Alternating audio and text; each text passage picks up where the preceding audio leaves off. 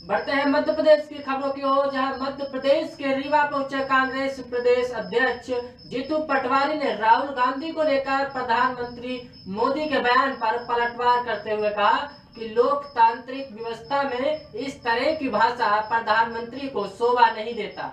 आपने 10 साल में क्या किया? देश में सबसे ज्यादा गरीबी क्यों है? देश में सबसे ज्यादा बेरोजगारी क्यों है? सिलेंडर 1200 रुपए का क्यों हो गया? आप देश को क्या देना चाहते हैं?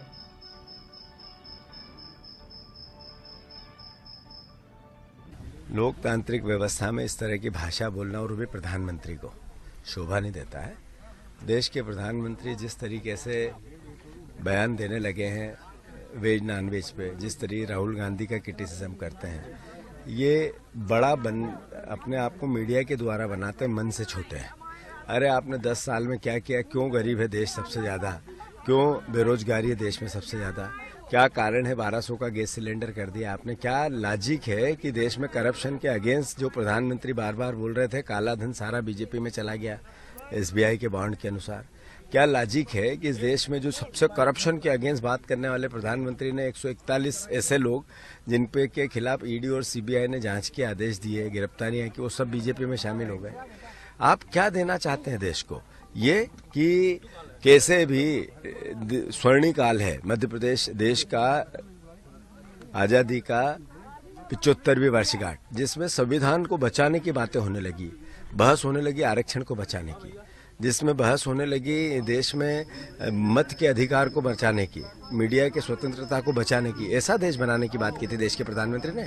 वो बात लोकसभा चुनाव की हलचल तेज हो चुकी है। लगातार उत्तर के विधायक अनिल जैन कालूहेड़ा कार्यकर्ताओं के साथ वार्डों में जाकर जन संपर्क कर रहे हैं। इस बार के लोकसभा चुनाव में प्रधानमंत्री नरेंद्र मोदी ने अब की बार 400 पार का लक्ष्य दिया। इस लक्ष्य को सभी कार्यकर्ता मिलकर प्रण से पूरा करने में लग चुके हैं। जनसंपर्क में संबोधित करते हुए अनिल जैन कालूहेड़ा ने कहा कि ये चुनाव एक सुखी, समृद्ध और सुरक्षित भारत को गढ़ने का चुनाव है।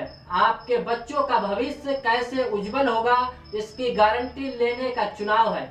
ये दुनिया में भारत का सही स्थान तय करने का चुनाव है। भारत के यशस्वी प्रधानमंत्री नरेंद्र मोदी जी में जनता का विश्वास है। मध्य प्रदेश के यशस्वी मुख्यमंत्री जी आदरणीय डॉक्टर मोहन यादव जी के विकास में विश्वास है और इस शहर में जितने विकास माननीय मुख्यमंत्री जी और प्रधानमंत्री जी की योजनाओं का लाभ मिला है, उसके कारण जनता का अपार समर्थन मिल रहा है और भारत की जो राजनीति है वो राष्ट्रवाद को समर्थन दे रही है आम जनता। जनसंपर्क में जिस प्रकार से अपार जन समर्थन भारतीय जनता पार्टी के पक्ष में मिल रहा है, मैं सोचता हूँ निश्चित तौर पर इसके पहले जनता ने इतने आह्लादित मन से भारतीय जनता पार्टी के साथ रहने का संकल्प नहीं लिया, क्योंकि भारत ने संकल्प से सिद्धि की ओर अग्रसर कदम बढ़ाया है। और आज नरेंद्र मोदी जी के नेतृत्व में न केवल भारतवर्ष वरन पूरे विश्व के मंच पे भारत के मान सम्मान के साथ ही गौरव का प्रतीक हमारा भारतवर्ष बना है। ऐसे यशस्वी नरेंद्र मोदी जी को पुनः प्रधानमंत्री बनाने के लिए हमारे लोकप्रिय प्रत्याशी भाई अनिल फिरोजिया को पुनः सांसद बनाने के लिए आतुर है पूरा संसदीय क्षेत्र और ये उज्जैन की धर्मधरा, क्योंकि धर्म रक्षति रक्षिता धर्म। कांग्रेस ने जिस प्रकार से राम मंदिर के निर्माण का निमंत्रण ठुकराया, उनकी प्राण प्रतिष्ठा में जाने का विरोध किया, उसका बदला एक एक जनता लेने वाली है। और आने वाली 13 मई कांग्रेस गई। भारत माता की जय। लोकसभा चुनाव को लेकर हर किसी का किसी न किसी पार्टी से लगाव होता ही है और वह अपने मनपसंद नेता को चुनता भी है। इसी कड़ी में उज्जैन वाले बाबा उमाकांत महाराज ने बताया कि प्रजातंत्र में जनता का राजा है। वह अगर शराबी, मांसाहारी, व्यक्तिचारी, देशद्रोही, भारतीय संस्कृति खत्म करने वाले, दूसरे देश की संस्कृति ला देने वाले को चुना लेगी तो जनता सुखी नहीं रह सकती। 5 साल में मौका केवल एक बार मिलता है, इसलिए चेतने की जरूरत है। अगर इस समय पर भाई भतीजावाद जातिवाद, एरियावाद या भाषावाद में आ गए तो पछतावा होगा। आगे उन्होंने कहा कि जो दुख तकलीफ समझ सके, गरीबी को देख सके, वही गरीबी की दूर कर सकता है, जिसमें कोई परिवारवाद, भाईवाद, भतीजावाद ना हो। ऐसे आदमी को चुनना सबके लिए बेहतर होगा।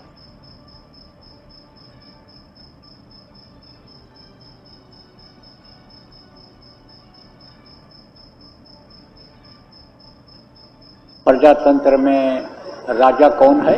जनता राजा है।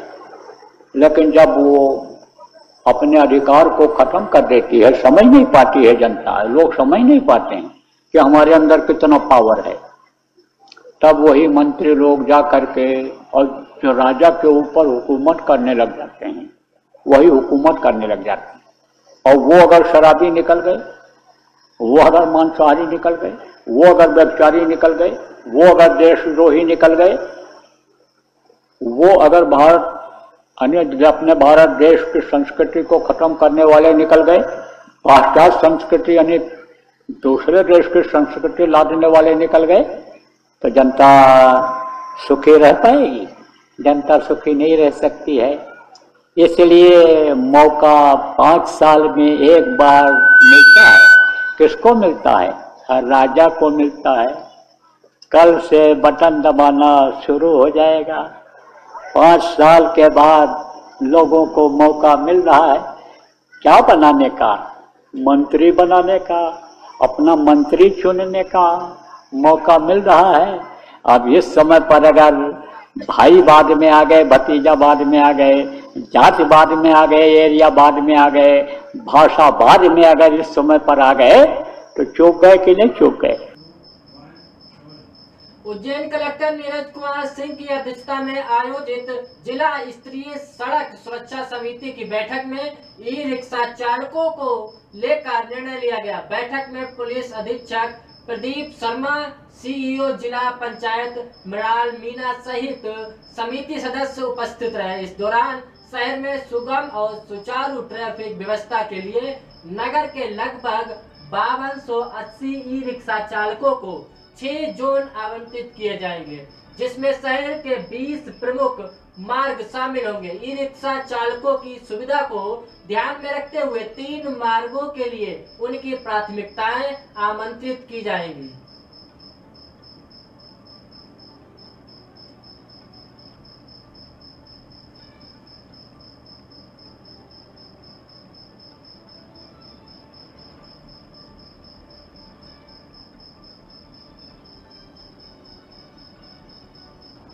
देखिए, ई रिक्शा को लेकर के इस प्रकार का प्लान तैयार किया गया है, जिसमें कि जोन्स बनाए गए हैं और रूट्स बनाए गए हैं, और इन जोन्स और रूट्स पर जो है इन ई रिक्शा को अप्लाई किया जाना है।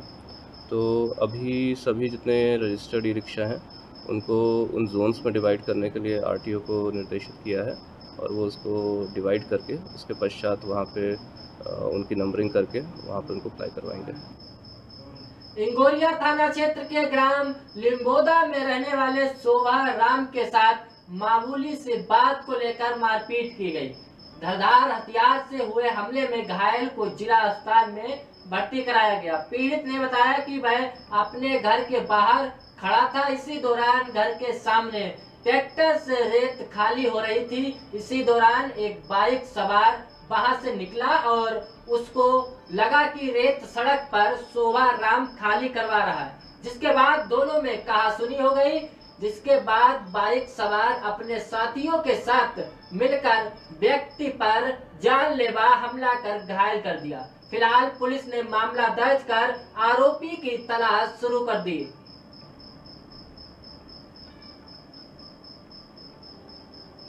बताओ। अपना घर का सामने पर दूसरा की रेत खाली होती थी तो वो रास्ता रुका हुआ था, तो वहीं से आई बाइक वाला, तो वहीं निकला तो मेरा अभी ट्रैक्टर रुके था को रुकी जा थोड़ी देर, तो कह के जहाँ निकलो में ज़्यादा उतारत नहीं वही निकली जा मैंने निकलो में हमारे की तो अपने तो कोई अरिम वरिम कहीं में कौन था, रेत दूसरा नहीं थी, अपने तो कहीं में भी नहीं था, ट्रैक्टर अपना कहीं भी नहीं था। अपना वो दूसरा रेत ला के वो ट्रैक्टर आड़ो तो मतलब खाली रहता तो अपने मैंने की तो बाइक फड़ा मना छेटी जाए मैंने गाड़ काढ़ी, वहीं थी वापस पलटी ना आयो तो हम अभी अमन गाड़ क्यों काढ़े। काटे थे ट्रैक्टर वाहन के रस्तों गुंडी में बैठा था। तो बाद में अमान के देख लूँ आते के थमाने के। फिर रात में उन्हें क्या करिया कि 4 गाड़ी वाला आया मोटरसाइकिल लेने रात में छोरी तो जाती रहता ब्याह वाला घरे। मैं एकला था वहाँ आई ने आँखों करी तो हूँ ऐसो पलंग पे टाविल हमें सुतो था तो हूँ उठ्यो तो उठता ही खेल में मार पे हमलो करता उन्हें विनान करने सब कहीं अतरे बड़ो वो भी तो कहीं तरवाल वो क्या कहीं है तो उन्हें 2 दीदी फिर नाठवा में थे हमारे छोचोरी भाई गया लिम्बो था चिखले के पास लिम्बो था। उन्हेल थाना क्षेत्र के ग्राम राम बलोदा में खेत से कंडे उठाने की बात को लेकर एक महिला के साथ मारपीट का मामला सामने आया। बताया जा रहा है कि जिस जमीन पर महिला कंडे उठाने के लिए गई उस जमीन पर घटना के कुछ देर पहले तहसीलदार और पुलिस की मौजूदगी में नपती के बाद तार फेंसिंग की गई। इस मारपीट में महिला को गंभीर चोट आई जिसमें उपचार के लिए जिला अस्पताल में भर्ती कराया गया। वहीं परिजनों ने बताया कि उन्होंने डायल 100 को सूचना दी लेकिन घंटों बीत जाने के बावजूद डायल 100 मौके पर नहीं पहुंची और मजबूरन उन्हें एम्बुलेंस को फोन लगाकर पीड़ित को अस्पताल में भर्ती कराया। फिलहाल महिला का उपचार जारी है लेकिन पुलिस ने अब तक इस मामले में कोई सुध नहीं ली। कल वो ऐसा हुआ था सर कि जमीन अपने वो आए थे सिलते मतलब पटवारी गिरदार सब आए थे कब्जा दिलाने का, तो उनको कब्जा भी दिला दिया। पुलिस भी थी 100 नंबर गाड़ी हाथ पे, जिसके बाद कब्जा दे के वो गाड़ी चली गई। खंभे भी गड़ गए थे। जिसके बाद में क्या हुआ, मम्मी वो कंडे पड़े थे छाने के, जो जेसीबी बंद हुई वो कंडे लेने चली गई। वो मकान पास में था तो इनको वहाँ उठा के फेंक दिया। तो उसी समय फिर हम वहाँ गए तो फ़ोन भी लगाया 100 नंबर पे, 100 नंबर भी नहीं आई। फिर एम्बुलेंस को फ़ोन लगाया तो एम्बुलेंस लेके यहाँ आ गए हमारे को उज्जैन। मम्मी के साथ बोम सिंह और वो दशरथ सिंह। कहाँ पर हुआ, कौन से रामा वालोदाम सर। उस ज़मीन के लिए सर कंडे लेने चले गए तो क्या मालूम वो पुलिस जाने के बाद क्या अंट था उनको क्या मालूम। उज्जैन के आरडी गाड़ी मेडिकल कॉलेज और rotary club of organ donation की ओर से इंटरनेशनल अंग प्रत्यारोपण के महत्व विषय पर सेमिनार का आयोजन किया गया। सेमिनार में अंग प्रत्यारोपण के महत्व के बारे में बताया गया। सेमिनार में देश के वरिष्ठ विशेषज्ञ ने कौन कौन से अंग प्रत्यारोपण किए जाएंगे उसकी जानकारी दी। ऑर्गन ट्रांसप्लांट के क्षेत्र में नई प्रौद्योगिकी और तकनीकी उन्नति के साथ सामाजिक जागरूकता के बारे में विस्तार से बताया गया। बता दें कि इस चर्चा का विषय अंगदान के महत्व, अंगदान की प्रक्रिया एवं अंगदान से संबंधित कानून के बारे में जानकारी देना है, जिससे लोग भविष्य में सही समय पर अंग प्रत्यारोपण का फायदा ले सके।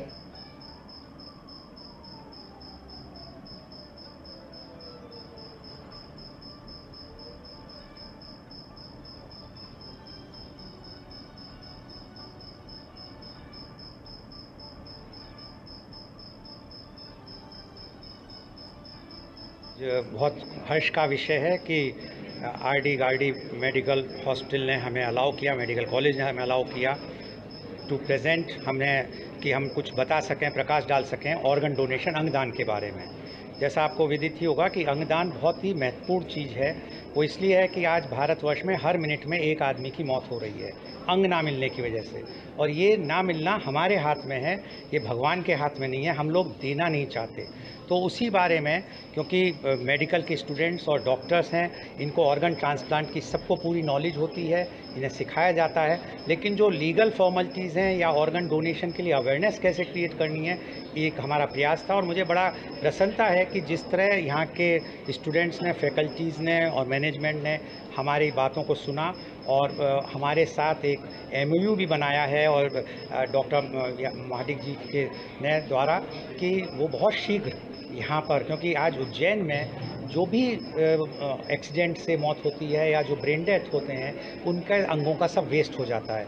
तो आज उनसे कितने लोगों की ज़िंदगी उज्जैन वालों की बच सकती है, ये एक बहुत बड़ी बात होगी। तो मैं सोचता हूँ कि आरडी गार्डी मेडिकल कॉलेज के द्वारा ये बहुत एक ऐतिहासिक कदम है और इससे उज्जैन की, खासकर उज्जैन की एक बहुत बड़ी सेवा होने जा रही है। और इसके लिए मैं बहुत बड़ा धन्यवाद और साधुवाद देना चाहूँगा डॉक्टर महाडिक और डीन साहब को और खूब सारे मेडिकल कॉलेज के स्टूडेंट्स और फैकल्टीज़ को कि वो इसके काम में आगे आ रहे हैं। आज ये सेमिनार था ऑर्गन डोनेशन के बारे में, जिसमें कि organ donation club rotary international से मिस्टर लाल ने जो है कैसे और क्या ऑर्गन डोनेशन होता है, क्यों करना चाहिए, उसके ऊपर क्या लीगल फॉर्मेलिटीज़ है, इसके ऊपर प्रकाश डाला।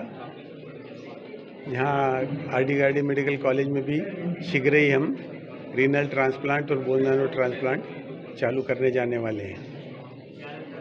अब आप डॉक्टर लाल से जानकारी ले सकते हैं कि उन्होंने इसके ऊपर क्या प्रकाश डाला। उज्जैन में भगवान महाकाल की भस्म आरती में शामिल होने के लिए भक्त 15 दिन नहीं बल्कि 3 महीने पहले बुकिंग करा सकते हैं। महाकाल मंदिर समिति इस व्यवस्था को मई के पहले हफ्ते से शुरू कर देगी। महाकाल मंदिर में देश भर से बड़ी संख्या में श्रद्धालु दर्शन करने के लिए आते हैं। ज्यादातर भक्त सुबह होने वाली भस्म आरती में शामिल होना चाहते हैं, लेकिन इसकी बुकिंग 15 दिन पहले ऑनलाइन या फिर 1 दिन पहले ऑफलाइन करवाना पड़ती है। ऑनलाइन बुकिंग करवाने वाले भक्तों के साथ ये समस्या आती है कि उनकी बुकिंग होने के बाद ही वो उज्जैन आने का प्लान तैयार कर पाते हैं। इसमें उन्हें समय कम मिलता है, जिससे देखते हुए ये फैसला लिया गया। जो ऑनलाइन परमिशन होती है भस्म आरती में, उसको लेकर के कुछ समस्याएं आ रही थी लोगों को ऑनलाइन मिलने में, तो उसका संज्ञान लेते हुए अगले 3 महीने के लिए उसको ओपन करने का प्रस्ताव है। इसमें वेबसाइट पे डेमो वर्जन बनाया जा रहा है, इसमें कि लोग आगे 3 महीने तक की जो है बुकिंग्स करवा सकेंगे। सर, इसमें लेकिन वही समस्या थी कि चूँकि 15 दिवस पश्चात ही अभी खुलता है और 1 दिवस का ही खुलता है, तो बहुत जल्दी जो है पूरा फुल हो जाता है। तो अभी डेमो वर्जन में हम लोग ये कर रहे हैं कि व्यक्ति अपना आधार नंबर, मोबाइल नंबर, पूरा लोगों का डिटेल्स डाल करके ये रिक्वेस्ट डाल सकेंगे कि उन्हें इस तारीख को अगले 3 महीने में भस्म आरती करनी है, और उसको फिर क्रॉस वेरीफाई किया जाएगा कि जो है इस व्यक्ति ने या इस आधार नंबर पर पहले तो भस्म आरती नहीं हुई है पिछले 3 माह में, तो उसके बेसिस पर फिर उनको स्लॉट बुकिंग दी जाएगी।